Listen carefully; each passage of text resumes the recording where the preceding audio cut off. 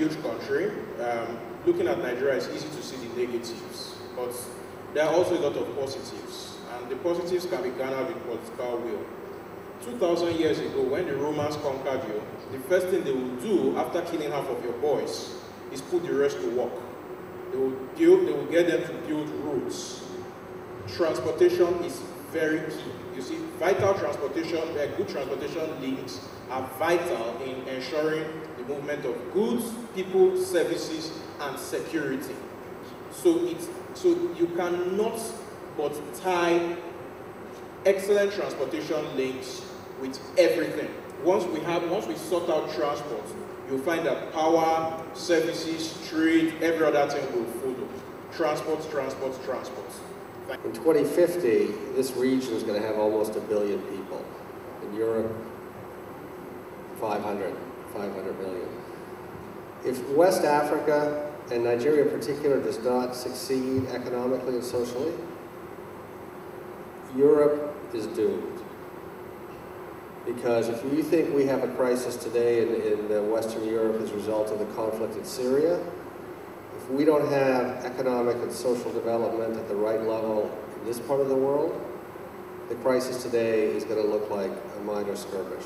Key thing that we observe in our line of work is that as lawyers, essentially trying to advise foreign investors, we always try to encourage them, and I'm sure you're familiar with this experience, to have a holistic general picture when it comes to defining what your business targets and what your corporate targets for the Nigerian market is very difficult, essentially, to look at Nigeria in just pockets and holes. And so you have to think of the policy angle, you've got to think about infrastructure, you've got to have a very broad-based perspective when it comes to trying to define how you are going to meet your objectives if you want to succeed in the Nigerian market. And I think that's something that foreign investors need to consider a lot more.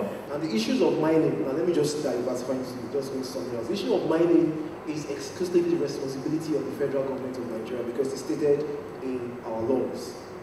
Is that not something that also hampers investment in Nigeria?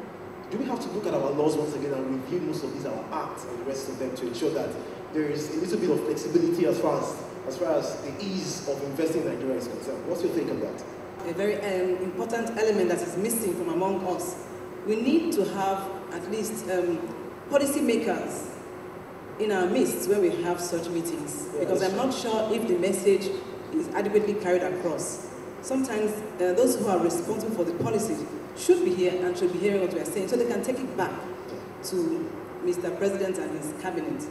Because the fact is that the law will only flow from policy.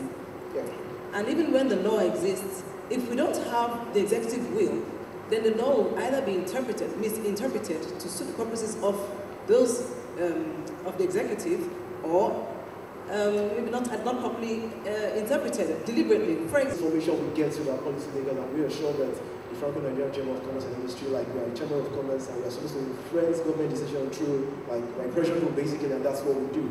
And somehow we ensure that foreign direct investment is not just talked about, but actually is actually promoted within the Nigerian business space. So once again, thank you very much for coming out.